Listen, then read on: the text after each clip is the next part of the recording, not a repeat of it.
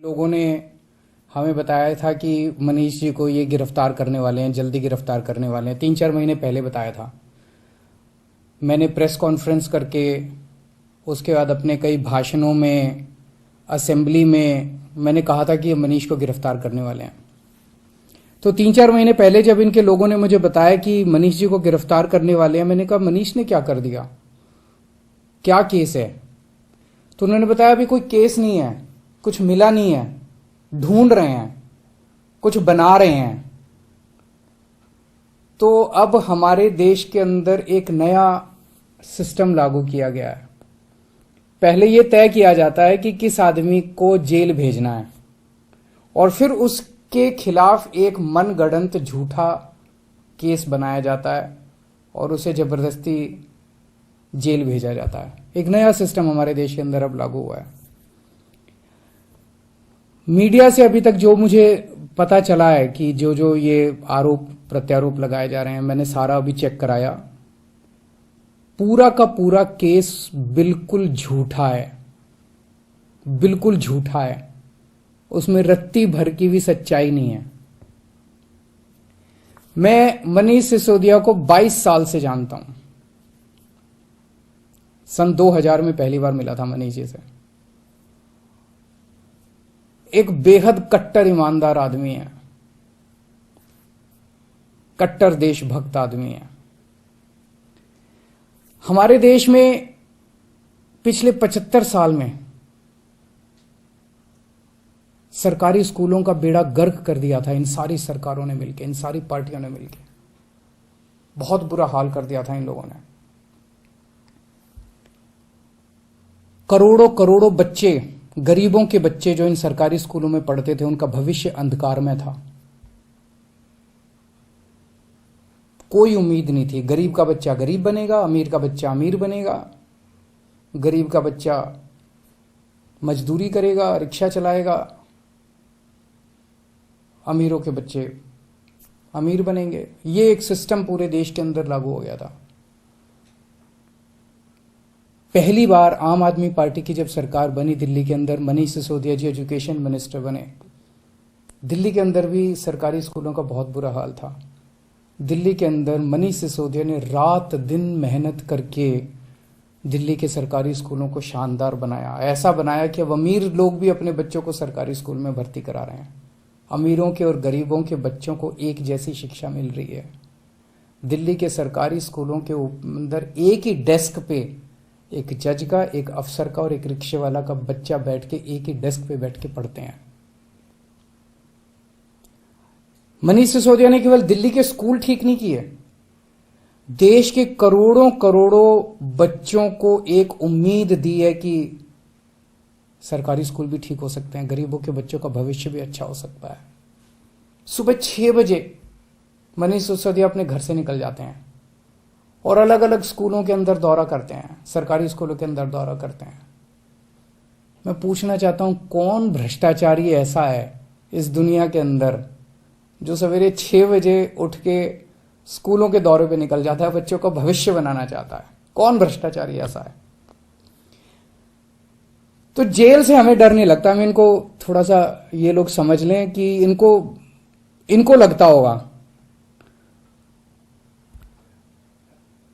Jail से हमें डर नहीं लगता। तुम लोग सावरकर की औलाद हो जिसने अंग्रेजों से माफी मांगी थी।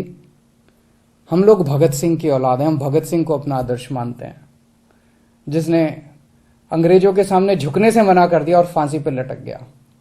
हमें जेल से, फांसी के फंदे से डर नहीं लगा। कई बार जेल हुआ है हम लोग।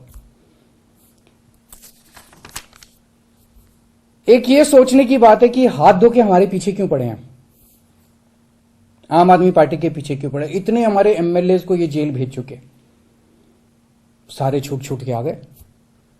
और कोर्ट ने जब छोड़ा तो ऐसे गंदे गंदे ऑर्डर पास किए इन लोगों के खिलाफ कि क्या झूठे सच्चे केस बना रहे हो। सत्येंद्र जैन को इन्होंने गिरफ्तार कर लिया झूठे केस में पिछले महीने। अब मनीष सिसोदिया जी को गिरफ्तार करने जा रहे हैं ये लोग। तो आखिर ये आम आदमी पार्टी के पीछे क्यों पड़े हैं, हम ही लोगों के पीछे क्यों पड़े हैं? 3 कारण है। पहला कारण, आम आदमी पार्टी वाले कट्टर ईमानदार हैं। वो पूरे देश को भरोसा हो गया आम आदमी पार्टी वाले कट्टर ईमानदार हैं। सारा देश कहता है यार कुछ भी हो, ये लड़के हैं तो ईमानदार।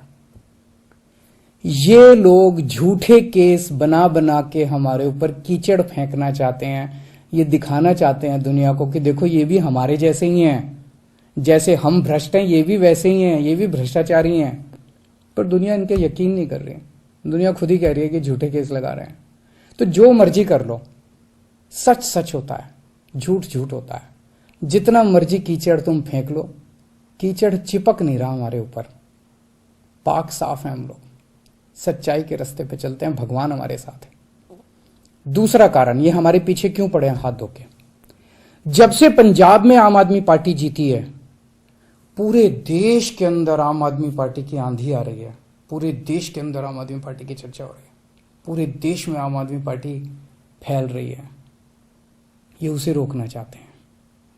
ये नहीं चाहते कि आम आदमी पार्टी पूरे देश के अंदर इनकी टक्कर में खड़ी हो। पर मैं इन्हें कहना चाहता हूं, तुम जो मर्जी कर लो, आम आदमी पार्टी को पूरे देश में फैलने से कोई नहीं रोक सकता। आम आदमी पार्टी पूरे देश के लोगों की उम्मीद बन चुकी है। देश के अंदर हर आदमी चाहता है मेरे बच्चे को अच्छी शिक्षा मिले। देश के अंदर हर आदमी चाहता है मेरे परिवार को अच्छा इलाज मिले। देश के अंदर हर आदमी चाहता है हमें 24 घंटे बिजली मिले, अच्छी सड़कें मिले, अच्छा पानी मिले, अच्छी बिजली मिले, फ्री बिजली मिले। सब लोग अच्छी सुविधाएं चाहते हैं। हर आदमी चाहता है देश के अंदर भ्रष्टाचार खत्म हो।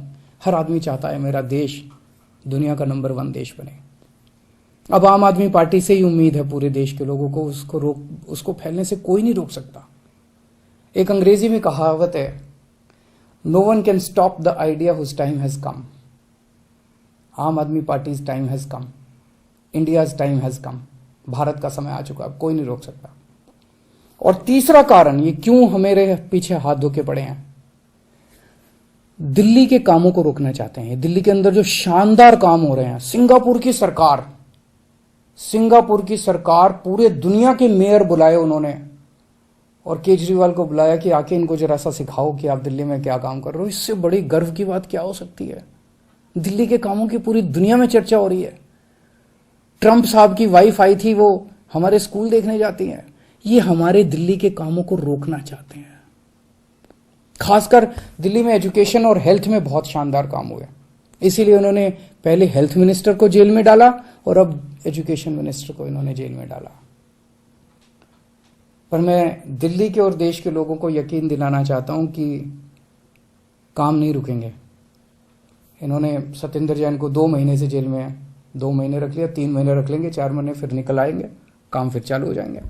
मनीष सिसोदिया जी को अब ये जेल भेजेंगे, महीना 2 महीना 3 महीना, कब तक जेल में रखेंगे। तो झूठा केस है, कोर्ट में जाके गिर जाएगा, डांट पड़ेगी इनको, देख लेना। मनीष सिसोदिया जी बाहर निकल आएंगे, काम नहीं रुकेगा। 75 साल में इन पार्टियों ने मिलकर देश को बर्बाद कर दिया।